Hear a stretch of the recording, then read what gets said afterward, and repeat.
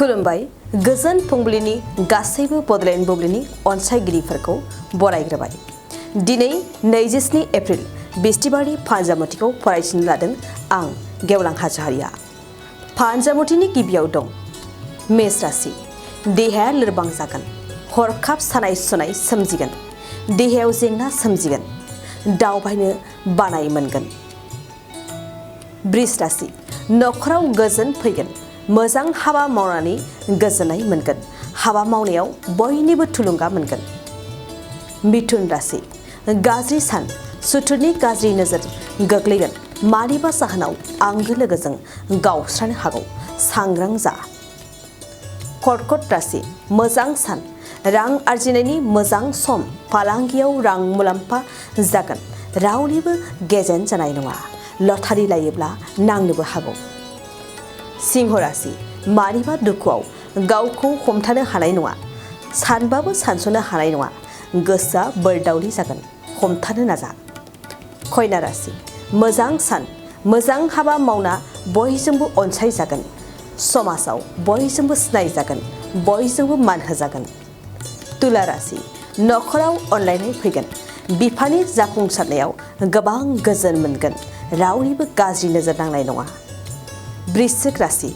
माखौबा सानफ्लांना गोसोआव गाबखांगोन, थांखांनाय बाथ्राफोरा गोसोआव रिफिखांगोन, गुबुननि रावा बिसगोनां जागोन। धनु राशि। देहायाव मेंनाय सोमजिगोन, गिदिर हाबा मावनो बागोन, हारसिङै थानो लुबैगोन, जानाय लोंनायाव खहाबनाय नङा। मकर राशि। गोबाव नेना थानाय फिथाइखौ मोनफुंगोन, गावनि सुखुजों नखराव गोजोन फैगोन, बयजोंबो गोरोबलायगोन। कुम्भ राशि।